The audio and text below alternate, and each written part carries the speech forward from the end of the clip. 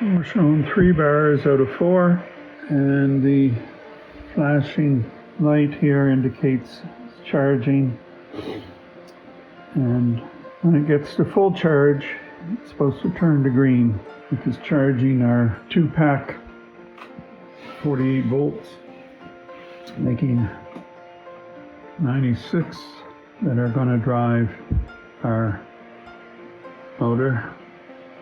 And I've got a temporary setup to be able to turn on the controller, and it will then take the power from the batteries through the battery charge system and then feeding in to this unit, and then it goes out 3-phase wires that connect to our orange leads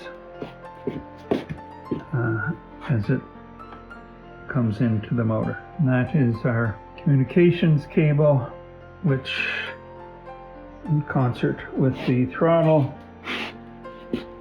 will control our RPM as well as our reverse.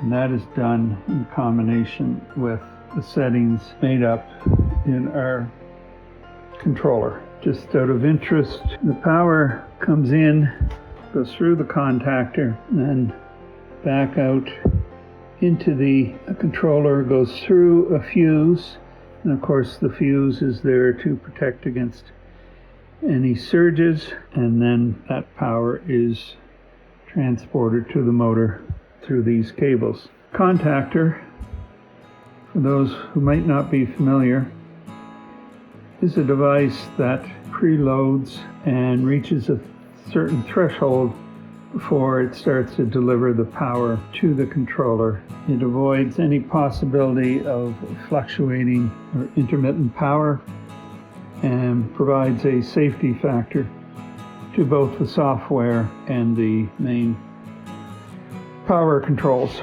So when it's operating, as it has in my sailboat, a similar setup, it functions beautifully. In the 7 years that I've had it on my sailboat, there was only one occasion where it didn't operate, and that was early spring, and it was due to condensation in our electronic controls, and principally in the controller, we believe.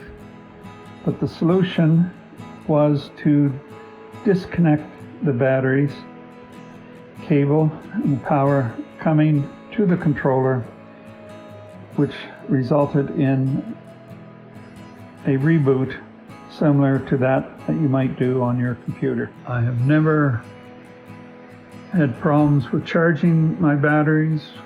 They were AGM, still are AGM on my sailboat, but this will be presumably a higher performance with these lithium batteries, and the battery management system will be used to control and keep all the cells within, I think it's 0.1 or 0.2 of a volt, and avoids any worries or fret about thermal runaways of any one cell.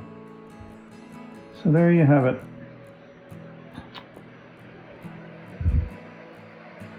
Looking forward to installing this once we get some warm weather, get our big 350 horsepower gas engine removed, and then install the new motor and these controls. Be no longer having to use expensive gas and make a lovely cruising boat at medium speed. Thank you.